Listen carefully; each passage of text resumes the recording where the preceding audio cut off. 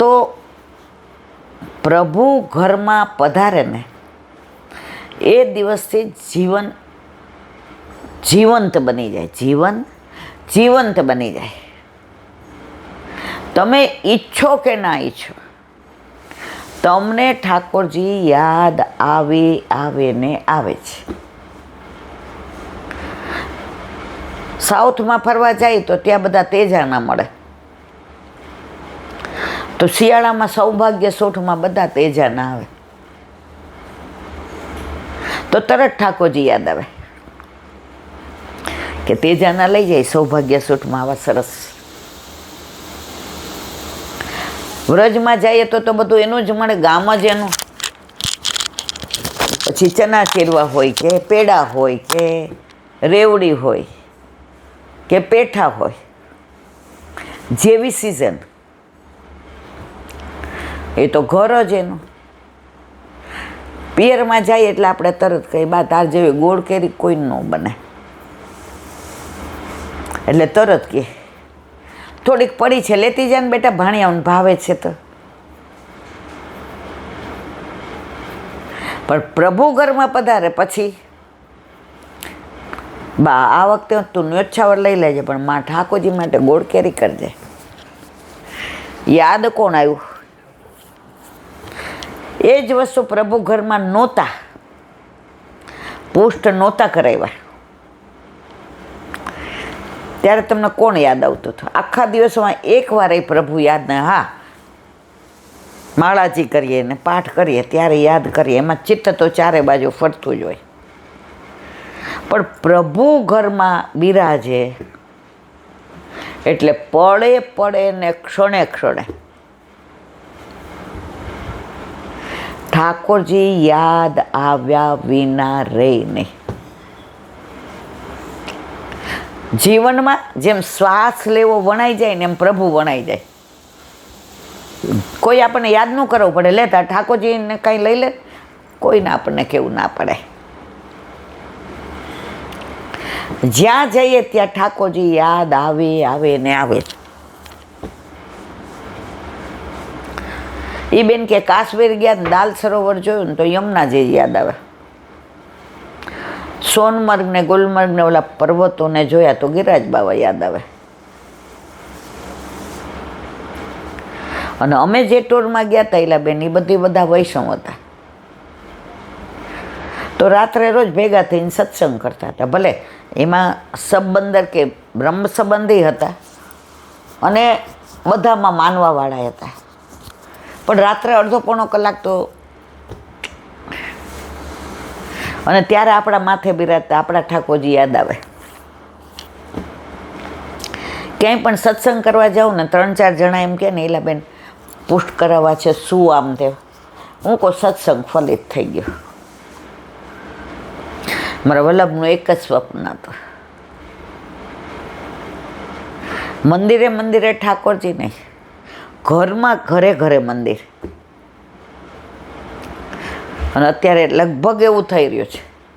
આજે આ નાનો છોકરો આવ્યો તો કેટલા 9માં હતો ને, બરાબર, બોમ્બેથી આવ્યો છે.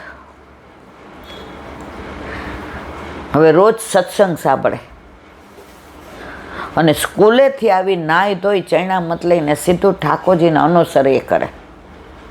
તમે હતા ને, સાંભળો ને. એના મામાને ત્યાં સિટીએમ ઉતરો હતો. મામાને કહે તમે કાંકરિયાલ નહીં લઈ જાઓ, ચાલશે, રિવરફ્રન્ટ મને ઈલામા પાસે લઈ જાઓ ને. રોજ સત્સંગ સાંભળે. ઠાકોરજીને અનુસર એકવાર કરતા હતા તો ખીલોના મૂકતા એની મમ્મી ભૂલી ગયા હતા. બહાર આવીને કે મમ્મી આજ ખીલોના ભૂલી ગયા હતા ને તમે? એ કે હા. એ કે મારા ટીચર આજ મને બહુ ખીજાણા, એટલે મારા ઠાકોરજીને ન ગમ્યું એટલે ખીલોનાથી ખેલાય નહીં. જો કેટલો ઊંચો ભાવ એ છોકરાનો. એના ટીચર એને ખીજાણા, એમાં એને ઠાકોરજી યાદ આવ્યા કે મમ્મી મને આજે ખીજાણા ટીચર વગર વાંકે, હું ફર્સ્ટ બેન્ચમાં જ બેસું, પણ એ દિવસે ઓલો કે મને બેસવા દે. એટલે તે શીખવાડ્યું છે કે કજિયાનું મું કાઢું, ઝઘડા નહીં કરવાના, અનુકૂળ બનવાનું, જીવનમાં સમાધાન શોધવાનું, સંઘર્ષ નહીં.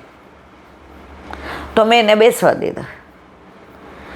તો બાજુવાળો છોકરો કાંઈક બોલતો હતો, મારું તો ધ્યાન ટીચર છે, પણ જેવા બ્લેકબોર્ડથી આમ જોયું એટલે મને કે સ્ટેન્ડ અપ, કેમ વાતો કરસ. એટલે મને મનમાં દુઃખ થયું, પણ આપણે ટીચર સામે ના બોલાય. જો અનુસર કર્યું તો આજ ખીલવદાથી ખેલા નહીં, એને ખોટું લાગ્યું એટલે તમે ખીલો ના મૂકતા ભૂલી ગયા. તમે હતા, બીજા બધા હતા, સાક્ષી છે. તો ઘરમાં ઠાકોરજી બિરાજતા હોય,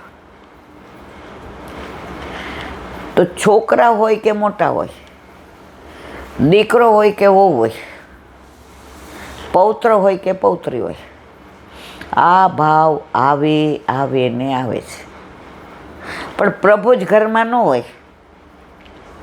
ઘણા વૈષ્ણવ કહેલા બેન અમે પ્યોર વૈષ્ણવ. મેં તો એમ હા, મેં તો અમે તો મિક્સ હસું. એટલે હું કહું પ્યોર કેવી રીતે? રોજ મંગળાના દર્શન કરી આવવાના, એટલે એ આખો દિવસ મંગળમુખી, સદા સુખી. મેં તમારા ઘર નથી બિરાજતા, હજી વાર છે. મેં જેટલા વાર કહે છે બધા અમરપટ્ટો લખાવીને આવ્યા છે, કારણ કે એને ખબર છે કે અમે 100 વર્ષ જીવવાના છે. મને ને તમને નથી ખબર 100 વર્ષ જીવવાના છે. આપણે ત્યાં બેઠા ને હમણાં ડપ જીવવું એવી રીતે जियो तो ऐसे जियो, दुनिया में आओ तब दुनिया हंसे और आप रो, दुनिया में आओ तब दुनिया हंसे और आप रोए, ऐसी करनी करके जाइए, ऐसी करनी करके जाइए, दुनिया रोवे और आप हंसे, दुनिया रोवे और आप हंसे. પણ જ્યાં સુધી આપણામાં હું પદ છે, હું કહું એ સાચું. મને પૂછ્યા વિના કેમ કર્યું, મને આવડે એવું કોઈ ના આવડે, ઘરમાં કે બહાર. દોષ જોઈએ એટલી વાર તો આપણે ભગવત નામ ભૂલી ગયા. એક જ વસ્તુ, ઉનકે મન કી વે જાને, મેરે મન જગદીશ. જે ગમે જગત ગુરુ દેવ જગદીશને, તે તણો ખરખરો શોક કરવો નહીં. બસ તારી દરેક લીલા મને કબૂલ મંજૂર, દરેક લીલા. તું આટલું બધું સુખ આપે છે ત્યારે નથી કહેતા કે મને એકલી ના પસ, અને જરાક તકલીફ પડે, જ્યારે કંઈક વ્યથા આવી જાય, એલા બેન આટલી સેવા કરીએ ને તો અમારે યારે જ આવું થાય છે. સેવા તમે ઠાકોરજી માટે ઉપકાર કરવા ના, સેવા જેમ શ્વાસ લેવો જરૂરી છે એમ સેવા જરૂરી છે. સ્મરણ ને સત્સંગ, જેમ પાણી પીવું ને જમવું જરૂરી છે એમ એ જરૂરી છે. નસીબદાર છીએ, સેવા સોંપી કરી મને ન્યાલ, વલ્લભ મને વહાલા છે. શ્રીજી સન્મુખ કરી બને વારંવાર, શ્રીજી સન્મુખ કરી બને વારંવાર, ગૃહ સેવાની શોભા છે અપરંપાર, ગૃહ સેવાની શોભા છે અપરંપાર. સેવા સોંપી કરી મને ન્યાલ વલ્લભ મને વાલા છે. સેવા સોંપી કરી મને ન્યાલ વલ્લભ મને વાલા છે. કૃષ્ણ કહેતા હૈયો હરખાય વલ્લભ મને વાલા. સેવા સોંપી કરી મને ન્યાલ. બધાય નથી સોંપ્યા, આટલા બધા વૈષ્ણવ છે. એમાં વલ્લભે આપણા ઉપર વિશ્વાસ મૂક્યો, આપણા ઉપર કૃપા કરી.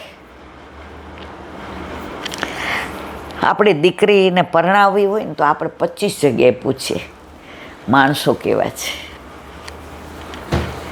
હુંવાળા છે, આજુબાજુવાળાને પૂછીએ સ્વભાવ તો સારો છે ને.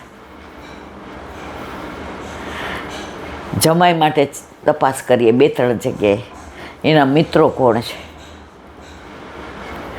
એ કમાય છે કેટલું, એને કોઈ વ્યસન તો નથી, કારણ કે દીકરી દેવી છે. આટલી બધી તપાસ કરીએ અને પછી નક્કી કરીએ. લૌકિક દીકરી દેવી છે તોય મારા વાલા, આ તો અલૌકિક ત્રિલોકનો નાથ આપણા માથે પધરાવવો છે. વલ્લભે કેવો વિશ્વાસ મૂક્યો. આ બધા ઉપર નથી મૂકતા. કાઠિયાવાડમાં એક લગ્નનું ગીત છે, આખું તો મને નથી આવડતું, પણ ભલામણ બેનને વળાવે ત્યારે કરે છે. એમ વલ્લભે આપણને કહે છે મારું સર્વસ્વ તને સોંપું છું. વલ્લભે પોતાનું સર્વસ્વ સોંપ્યું છે. ઓલા ગીતમાં કહે છે, લૌકિક ગીત છે,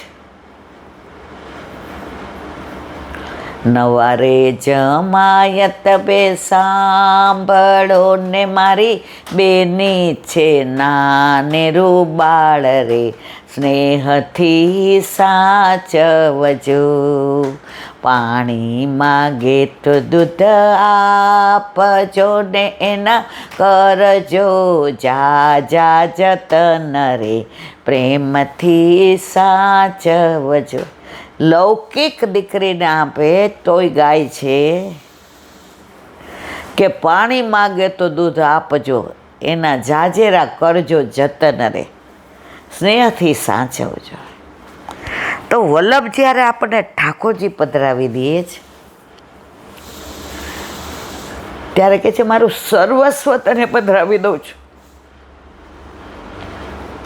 એનું સ્નેહથી જતન કરજે. સર્વસ્વ માણસ ક્યારે પધરાવે? જ્યારે એને 500% સામેના ઉપર વિશ્વાસ હોય ત્યારે.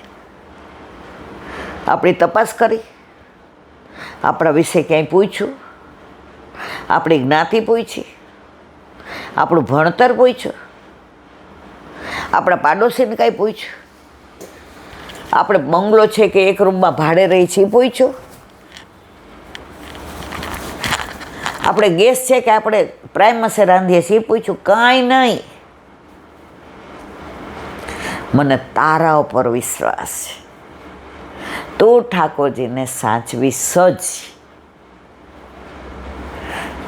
અને એ પૂર્ણ વિશ્વાસ આજે આટલા બધા વૈષ્ણવોએ બ્રહ્મ સંબંધ લીધો છે,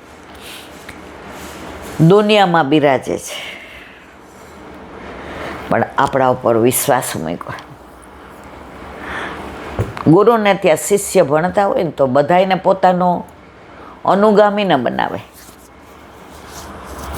એટલા બધામાં એકને સિલેક્ટ કરે અને એને કે તારા ઉપર વિશ્વાસ મૂકો છે. આ ગુરુકુળ હવે તારા હવાલે, આ શિષ્યો તારા હવાલે. હવે એને કેમ જતન કરવું, એને કેમ સાચવવા, એને કેમ શીખવાડવું, એને કેવું સમજાવવું, એની હારે તારે કેવી રીતે રહેવું એ હવે તારી જવાબદારી. તો વલ્લભે આપણને ઠાકોરજી પધરાવીને એક જ વાક્ય કીધું, મારું સર્વસ્વ તારા માથે પધરાવેલું છે. મારા વાલા,